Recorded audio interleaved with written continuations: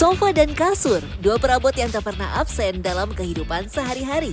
Tapi siapa sangka, benda yang tampak bersih di permukaan bisa menyimpan kotoran bertahun-tahun di dalamnya. Dengan alat semprot, cairan pembersih, dan tenaga terlatih, mereka menjadi penolong rumah tangga sekaligus turut menjaga kesehatan keluarga.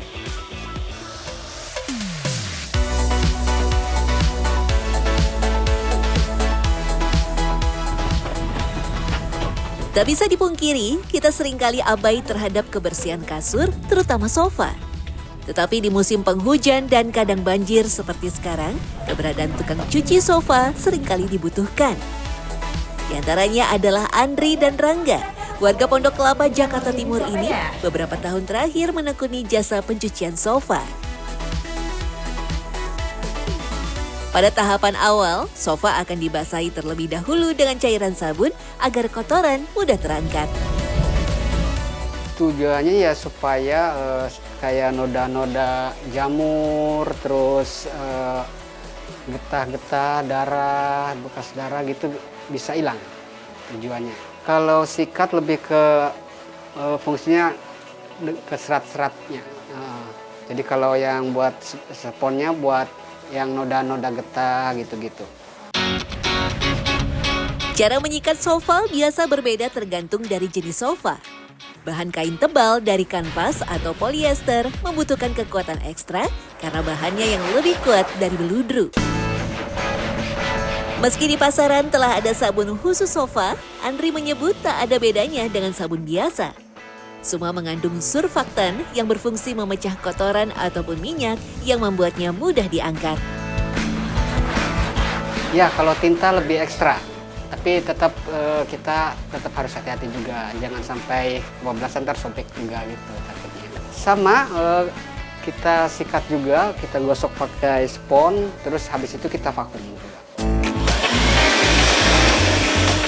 Andri menyebut salah satu bagian yang sering dilupakan oleh orang adalah sela-sela sandaran tangan yang sebenarnya menjadi pusat semua kotoran. Letaknya yang cukup tersembunyi membuat orang terkadang tidak sadar bahwa sela sandaran tangan sangatlah kotor. Untuk itu, perlu vakum agar bisa menyedot kotoran ataupun debu secara maksimal. Jikapun tak memiliki vakum, kotoran di sela bantalan tangan juga bisa dibersihkan secara manual. Setelah dicuci, cara terbaik mengeringkan sofa adalah dengan alat blower atau pengering selama kurang lebih 1 jam.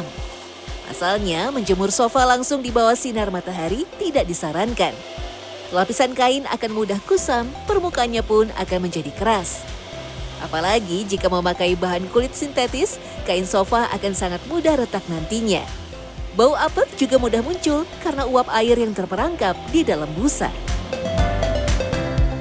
Biasanya dipegang dan kelihatan juga, kelihatan kering itu, kelihatan bisa. Kalau dipegang ya nggak lembab gitu. Kalau dilihat ya warnanya lebih cerah. Karena itulah, selain memakai blower, cara paling tepat untuk mengeringkan sofa adalah menjemurnya di teras yang tertutup atau di dalam rumah. Meski tebal, lapisan busa justru akan mengering dengan pas jika didiamkan di cahaya yang tak terlalu terik. Iya, cukup dianginin, dibiarin aja, ntar 2 jam juga kering sendiri. Idealnya, sofa dicuci setiap 6 bulan sekali untuk pemakaian normal di ruang tamu. Akan tetapi, jika sofa berada di area berdebu, sering digunakan sebagai tempat makan dan minum, dan keluarga memiliki anak kecil atau hewan peliharaan, sebaiknya pencucian dilakukan selama 3 bulan sekali. Pembersihan secara rutin ini bisa menjaga warna dan tekstur kain sofa tetap awet.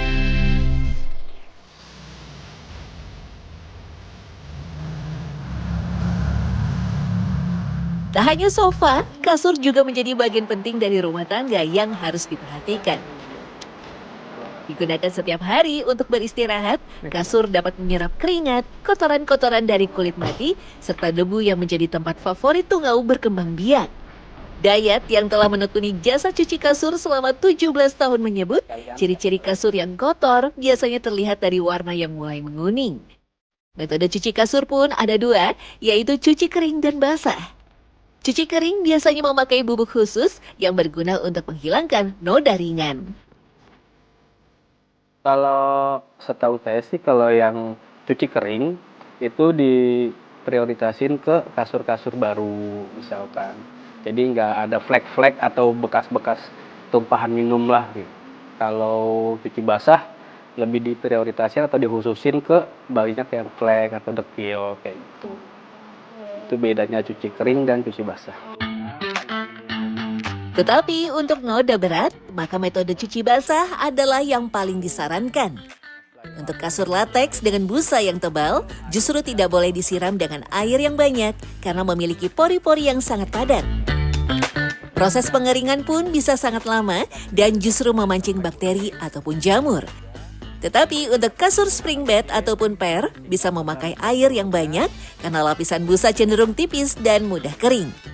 Untuk kasur bekas banjir, biasanya dilakukan pencucian secara berulang. Yang paling susah itu dan paling berat bekas banjir. Karena kan kalau bekas banjir pertama kandungan airnya banyak, yang kedua air kotor, dan yang ketiga bau. Entah juga kalau di dalamnya tuh entah ada lumpur-lumpur atau gimana. Itu pun prosesnya bisa 2 kali lipat dari pengerjaan normal. Bekas banjir. Dayat sendiri memakai cairan sabun khusus untuk mencuci kasur yang setidaknya mengandung surfaktan lembut, enzim untuk pembersih, serta deodorizer sebagai anti bau. Ada takaran yang berbeda-beda ketika ingin mencuci kasur, disesuaikan dengan tingkat keparahan noda yang ada. Kalau untuk barang atau kasur yang bersih atau cuma debu aja yang paling ya, kita pemakainya 3/4 dengan campur sama chemical-nya secukupnya aja lah, sampai nggak terlalu banyak juga nggak apa-apa karena kondisinya nggak terlalu kotor. Tapi kalau misalkan dengan kasus banjir atau kena pipis hewan peliharaan, kita pemakaian airnya setengah dan pemakaian chemical-nya pun kita 1/4-nya dari kandungan air tersebut. Jadi lebih bisa memaksimalkan hasilnya nanti. Yang perlu dicatat, meski kotoran berbeda di setiap sudut, ketika mencuci disarankan untuk membersihkan semua area kasur. Karena setelah kering nanti, tidak akan ada flek atau bekas garis yang tertinggal antara bagian yang tercuci dan tidak. Jika dibersihkan secara menyeluruh, warna kasur pun akan bersih secara merata. Setelah cairan sabun disemprotkan ke seluruh area, baru disikat secara perlahan. Ada. Jadi kalau pakai sikat mesin ini flek tersebut masih belum bisa hilang, nanti kita gunakan dengan manual. Pertama dari ada sikat yang biasa dipakai buat cuci baju, dia kan agak kasar bulunya, itu kita bisa gunain untuk menghilangkan flek atau roda yang nggak bisa hilang tersebut. Jika menggunakan sikat tersebut masih belum bisa hilang, kita masih bisa menggunakan yang terakhir, yang paling halus tuh, contohnya sikat gigi. Kalau misalkan buat penggunaan sikat gigi tersebut masih belum bisa hilang juga, kita masuk kategorinya itu flek yang nggak bisa hilang. Jadi cuma pudar aja. Pada lapisan kasur, noda yang paling sulit hilang adalah yang lama tidak dibersihkan. Noda hanya bisa disamarkan tanpa bisa bersih secara sempurna. Karena itulah, membersihkan kasur segera setelah terkena noda sangat disarankan. Menyikat kasur harus perlahan dan lama karena kasur memiliki bahan yang sensitif dan lapisan dalam yang mudah rusak jika ditekan terlalu keras.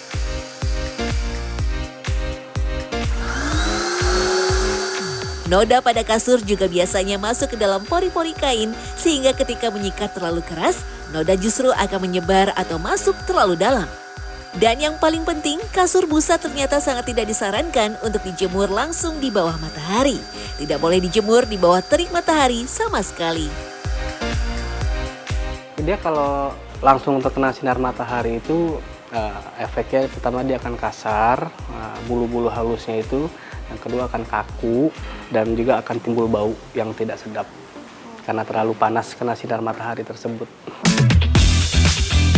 Sama seperti sofa, kasur pun sebenarnya butuh perawatan rutin. Setidaknya 3 bulan sekali kasur butuh divakum ringan untuk membersihkan debu ataupun tungau. Sementara untuk mencuci kasur bisa dilakukan sekitar 6 bulan sekali. Membersihkan kasur secara berkala bisa mencegah alergi, gatal, dan masalah pernafasan. Tidur pun lebih nyenyak dan usia kasur lebih panjang karena terawat dengan baik.